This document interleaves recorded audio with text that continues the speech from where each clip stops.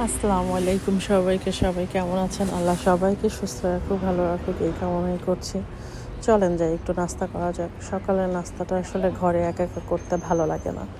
তো প্রত্যেকদিন তো কিছু না কিছু নাস্তা করতেই হয়। তো আজকে ভাবলাম আজকে আর বাসায় ঢুকবো না, একটু বাইরে থেকে নাস্তা করে তারপরে বাসায় গিয়ে একবার রান্না চুলায় দিয়ে দিব। তো দেখেন, একটা ভ্যাবাচ্যাকা মার্কা কুত্তা বসে আছে বাইরে।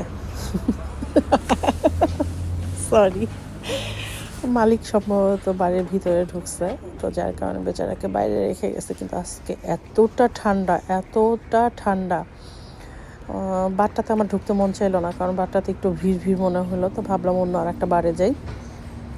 পাশে আর একটা বার ছিল, এখানে তো বার অ্যাভেলেবেল, আপনি 2 পা হাঁটবেন একটা করে বার পেয়ে যাবেন। তো আর একটা বারে চলে গেলাম। এইখানে বাচ্চারা যেদিন ছুটির দিন থাকে আমরা অনেক আসি এই বারটাতে, যেহেতু আমাদের বাসা পাশে পড়ে, যার কারণে আসা হয়। তো এইখানে এসে দেখলাম এখনও একটা লোকই, মানে একটা লোকও নাই ওই টাইমটায়। আমি মনে হয় ফার্স্ট ঢুকতেছি, এমন একটা অবস্থা। তো যাই হোক, চলেন যাই, দেখা যাক কী খাওয়া যায়।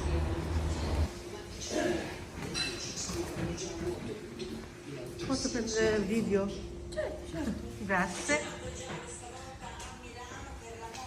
Tresce non c'è? Tresce? Treccia miele e noci c'è. Treccia al cioccolato anche. No, noce. Uno tresce noce e uno cappuccino per favore. Ok, qui. Sì.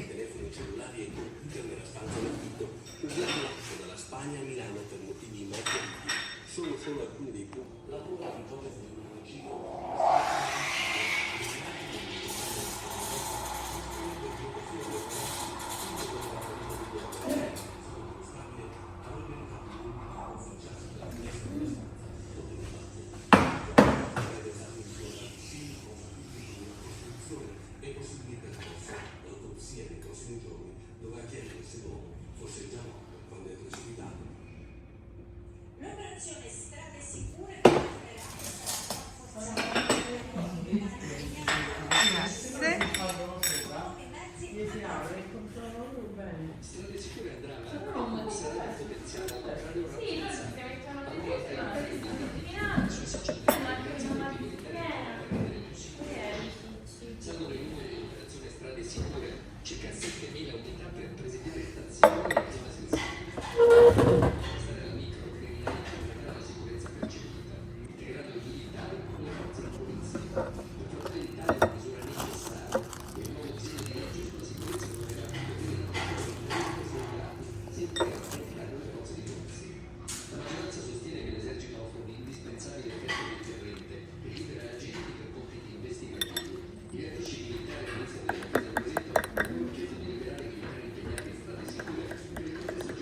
Poi è un caffè.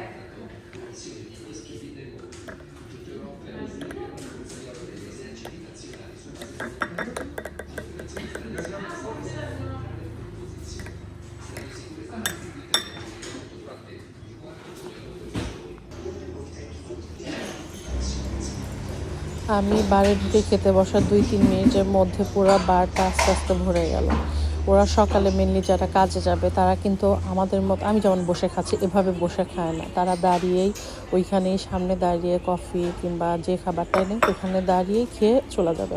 আর যারা আমাদের মতো কাজে যাওয়ার তাড়াহুড়া নাই, বিশেষগুলো মুরব্বি টাইপের বুড়াবুড়িগুলো, ওরা আসবে, বসবে, গল্প করবে।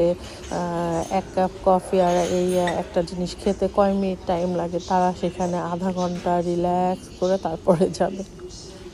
তো যাক, আমি এরই মাঝে আমার খাবার প্রায় শেষের দিকে, তো আমি একটু ভিডিও করছিলাম। তো দেখি একটা কুকুর নিয়ে একজন ঢুকছে।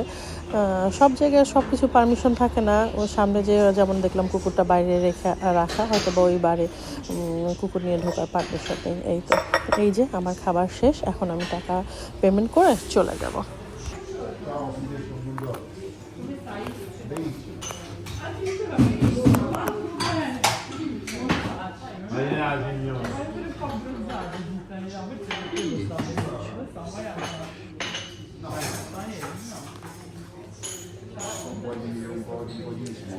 Uno trisce, uno cappuccino. Ah, il velocipedismo premia. Vabbè, leggi di 2,60 cara. 2,60. Aspetta.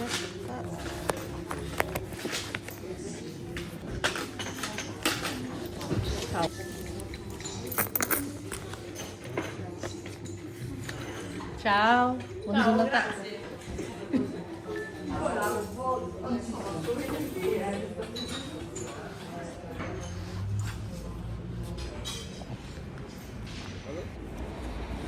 এক হাতে ক্যামেরা ধরে আর এক হাতে টাকা আর যে পয়সার আদলি ছিল ওটা পার্সে ঢুকাইতে সমস্যা হচ্ছিল, তারপরেও চেষ্টা করে ঢুকাইতে সক্ষম হয়েছে এই আর কি। এই যাক, কারণ এগুলা গুছিয়ে না রেখে গেলে তো আবার আর এক ঝামেলা, পরে টরে গেলে তো ভাই আমার টাকা হারাই যাবে না বলো। তো বাসায় ফেরার সময় পাশে আবার একটা মার্কেট ছিল, দরকার ছিল আমার একটু অন্য একটা জিনিস। দুইটা মার্কেট আমি ঘুরে দেখছি, কোথাও খুঁজে পাচ্ছি না সেটা। যাই হোক, এখন লাগলে তো আরও 2-4টা দোকান খুঁজতে হবে। তো এরই মধ্যে আমার অন্য আর যে 2-1টা জিনিস দরকার ছিল আমি সেগুলো উঠাই নিয়েছি। এখন দেখি বাসার দিকে যাই। তো বাসায় চলে আসছি, বাসায় এসে ব্যাগ থেকে এখনও ওগুলো বের করতেছি। বেশি কিছু নেইনি, মেনলি যেটার জন্য গিয়েছি সেটাই খুঁজে পাইনি। তো দেখা যায় যে একটা জিনিসের জন্য গেলে আরও 2-1টা জিনিস এক্সট্রা চলে আসে, এই হলো আমার অবস্থা। তো এইখানে আবার রান্নাঘরে চলে আসছি, এখন তো রান্না শুরু করতে হবে। এখন রান্না শুরু না করলে তো আবার ছেলের আনতে যাইতে হলে দেরি হবে, আর যেহেতু নামাজ কালাম আছে নিজেরও তো একটু খাওয়া দাওয়া করে তারপরে বের হইতে হয়। তো প্রথমে আমি আসলে এই যে থালা বাসন যেগুলো ধুয়ে পানি ঝরার জন্য রাখি সেগুলো আগে গুছাই নিই। তো এগুলো গুছাই নিয়ে জায়গাটা ফাঁকা হইলে আমি এক সাইড দিয়ে রান্না করলে নোংরা কিছু হইলে সেটা ধুয়ে আবার ওইখানে রেখে দিতে পারি, যার কারণে আমি আগে প্রথমে ওই জায়গাটা পরিষ্কার করে নিই। তো আজকে আমি আবার স্কুলে যাওয়ার আগেই মুরগির মাংস বের করে রেখে গেছি, যে বাচ্চাদের জন্য আজকে একটু মুরগির মাংস ভুনা করে দিব। আর হচ্ছে চাপিলা টাইপের একটা মাছ, মাছের নাম আমি কি জানি না, কিন্তু দেখতে চাপিলা টাইপের। তো সেই মাছও বের করছি, যে সেই মাছটা একটু ভুনা করবো আর মুরগির মাংস ভুনা করব, এই তো। তো যার কারণে তো মুরগির মাংস বের করে রেখে গেছি, তো সেটা এখনও ঠিকমতো ছাড়েনি বরফ। তো আমি আবার একটু পানি দিয়ে বারবার ধুচ্ছিলাম। আমার কাছে মনে হয় কোনো কিছু যদি আপনি বরফওয়ালা জিনিস 2 থেকে 3বার পানি একটু বারবার চেঞ্জ করে দেন তো এটা দ্রুত নর্মাল হয়ে যায়। তো ওইটাই আমি করতেছিলাম। এরই মাঝে আমি আবার একটু ডাউলও ধুয়ে চুলায় বসাই দিব, কারণ ডাউলটা হইতে একটু টাইম নেয় বেশি, যার কারণে ডাউলটা চুলায় দিয়ে রাখলে হয় কি এরই ফাঁকে আপনি কোটা বাছা অন্য সব করে আবার অন্য কিছু চুলায় দিয়ে দিতে পারবেন। তো যার কারণে ডাউলটা এর মাঝে আমি চুলায় দিয়ে দিলাম, বসাই দিলাম, ঢেকে দিলাম, যেন এটা ধিমিয়ে প্রথমে একটু আমি আঁচ বাড়াই দিই। তারপর যখন বলক এসে যায়, এটা ফেনা ওঠে, তখন আমি অলরেডি এটাকে কমে ধিমি আঁচে দিয়ে রাখি। তো এই তো আমি এটাকে চুলায় দিয়ে ঢেকে দিয়ে রাখবো।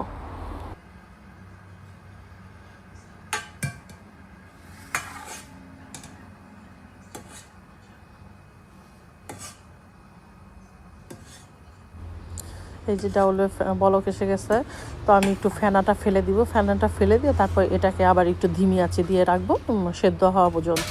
তারপর ধিমি আঁচে দিয়ে সেদ্ধ হয়ে গেল, তখন এটাকে ঘুটে যতটুকু পানি দরকার গরম পানি দিয়ে বলক আসাবো। পরে গিয়ে বাগার টাগার যা যা দেওয়ার সেগুলো করব।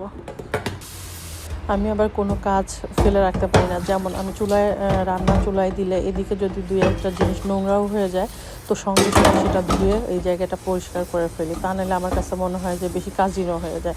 আর যেহেতু করতে হবে নিজেকে, তাহলে গুছায় করাটাই বেটার না। তো যখনকারটা তখনই যদি সঙ্গে সঙ্গে ধুয়ে ফেলানো যায় তা নিজের কাছে একটু ফ্রেশ ভাব লাগে। তো আমি চুলায় তো রান্না হচ্ছে, অপোজিটে এই কড়াইয়ে যা রান্না করছিলাম সেটা বাটিতে ঢেলে নিয়ে কড়াইটাও আবার ধুয়ে এক সাইড করে রেখে দিচ্ছি। এই তো এরই মাঝে আমার রান্না বান্না সব শেষ। এখন আমার মোছামুছি পরিষ্কার করার যেগুলো আছে সেগুলো করতেছি।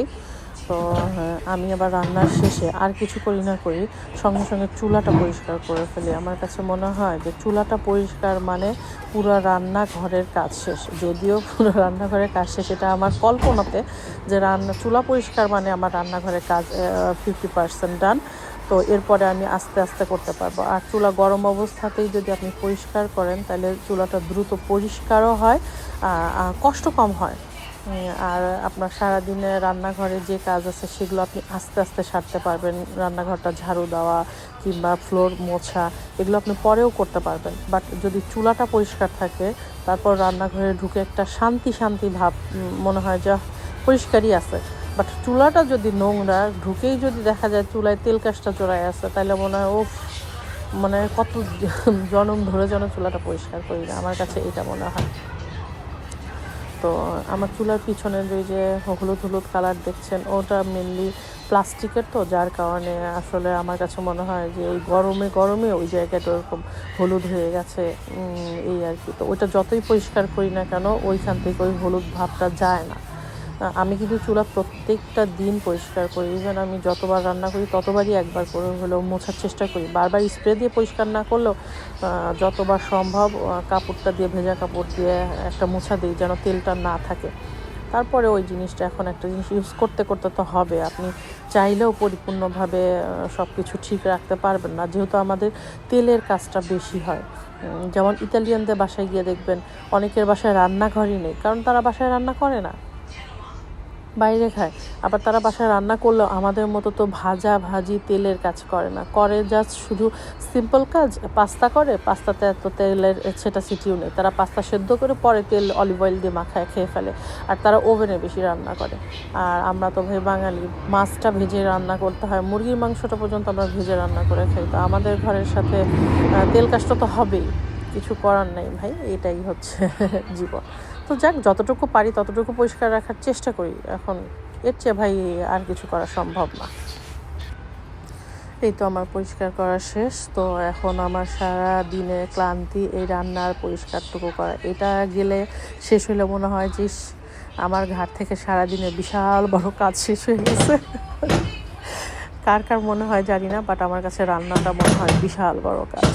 তো রান্না শেষ করে আবার এখন বাচ্চাদের জন্য, বাচ্চারা যে সাঁতারে যাবে, ওদের আজকে সাঁতারে ক্লাস আছে, তো সেই কাপড় চোপড়গুলো এখন গোছাইতে হবে। এই যে ওরা যে জিনিসগুলো সাঁতারের সময় ইউজ করে, টাওয়াল, সানগ্লাস আর যা যা আছে, সেলটেন টেলটেন সব কিছু এখন একটা ব্যাগে করে আমি সুন্দর করে গুছিয়ে রাখবো।